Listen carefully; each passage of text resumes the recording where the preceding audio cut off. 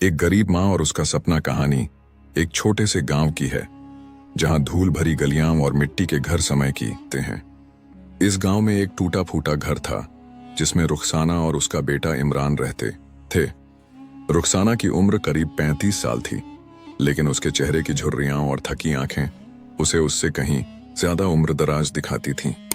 इमरान 12 साल का था, एक ऐसा लड़का जिसकी आंखों में जिज्ञासा थी, पर मन में गरीबी का बोझ। सूरज की पहली किरण जब रुखसाना के घर की टूटी दीवारों पर पड़ी, तो वो एक पुरानी चटाई पर बैठी थी। उसके हाथ में सुई धागा था और सामने एक साड़ी जिसे वो बड़े ध्यान से सिल रही थी। उसकी उंगलियां तेजी से चल रही थीं, जैसे वक़्त को पकड़ने की कोशिश कर रही हों।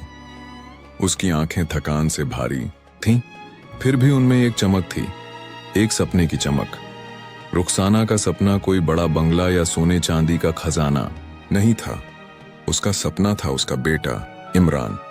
वो चाहती थी कि इमरान पढ़ लिख कर एक दिन ऐसा मुकाम हासिल करे जहां कोई उसे गरीब न कहे। इमरान पास ही एक टूटी मेज पर बैठा था। उसके सामने एक पुरानी किताब खुली थी, लेकिन उसकी नजरें किताब से ज्यादा अपनी माँ पर टिकी थीं। वो देख रहा था कि कैसे उसकी माँ दिन रात सिलाई करती थी, गांव वालों के कपड़े सिलती थी, और बदले में कभी पुराने कपड़े, कभी 2 रोटी और कभी बस एक हल्की सी तारीफ मिलती थी। इमरान के मन में सवाल उमड़ रहे थे। उसे समझ नहीं आता था कि उसकी माँ इतनी मेहनत क्यों करती थी, जब नतीजा हमेशा वही रहता था, गरीबी, भूख और गांव वालों की बेरुखी। रुखसाना की जिंदगी आसान नहीं थी। जब वो छोटी थी, तब उसके पिता के पास इतने पैसे नहीं थे कि उसे स्कूल भेज सकें। उसका बचपन खेतों में काम करते और घर की जिम्मेदारियां उठाते बीता। फिर उसकी शादी हो गई, लेकिन उसका पति उसे और इमरान को छोड़कर चला गया। रुखसाना अकेली रह गई एक छोटे बच्चे के साथ। उसने सिलाई सीखी ताकि इमरान को 2 वक्त की रोटी मिल सके। उसने अपने सपनों को दिल में दफन कर दिया, लेकिन इमरान के लिए एक नया सपना बुनना शुरू किया। वो चाहती थी कि उसका बेटा वो सब हासिल करे जो वो कभी न कर सकी। रात हो चुकी थी। घर में एक टिमटिमाता तेल का दिया जल रहा था। रुखसाना अब भी सिलाई कर रही थी। उसकी उंगलियां थक चुकी थीं, लेकिन वो रुकी नहीं। उसकी आंखें लाल थीं, फिर भी वो सुई धागे को उसी तन्मयता से चला रही थी। इमरान पास ही चटाई पर लेटा था।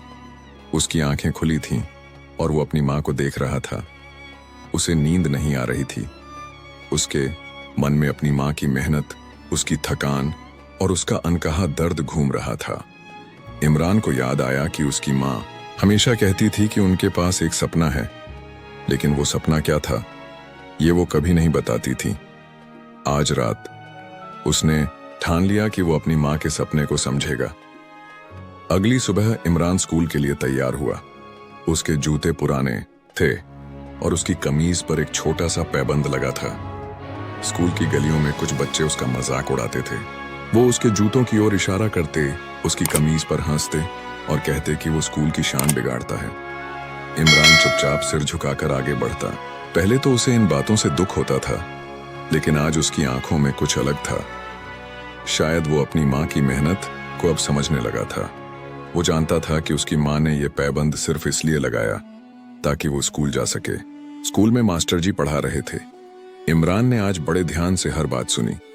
जब मास्टर जी ने एक सवाल पूछा, तो इमरान ने हिम्मत करके हाथ उठाया। उसका जवाब सही था और मास्टर जी ने उसकी तारीफ की।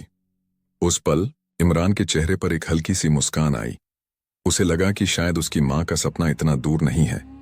वो समझ गया कि पढ़ाई ही वो रास्ता है जो उसे और उसकी माँ को इस गरीबी से निकाल सकता है। दिन बीतते गए। रुखसाना हर सुबह सिलाई शुरू करती और देर रात तक काम करती।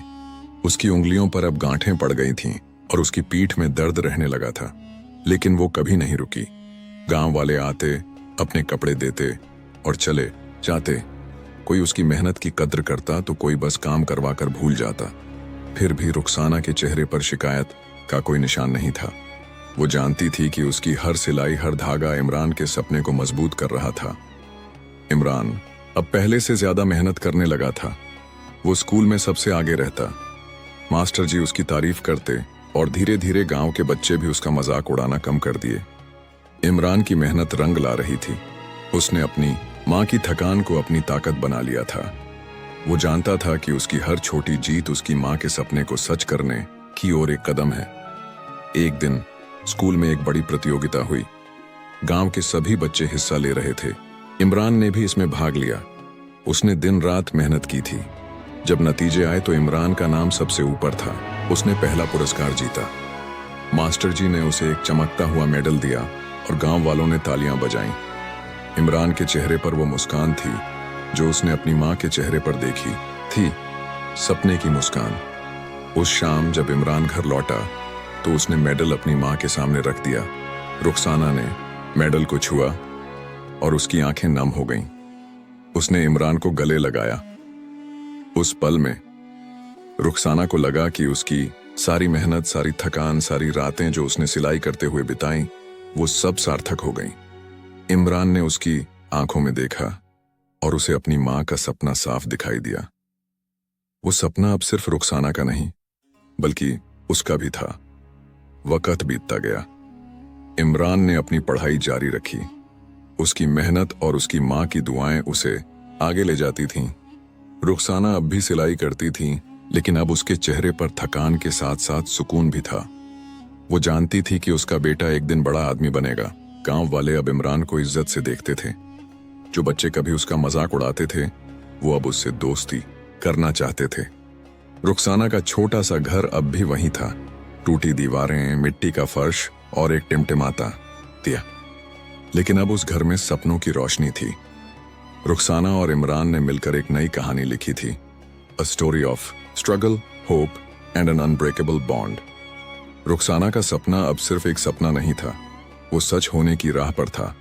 और इस तरह एक गरीब माँ और उसके बेटे ने अपनी मेहनत और हिम्मत से न सिर्फ अपनी जिंदगी बदली, बल्कि उस गांव की हर आंख को एक नई उम्मीद दी।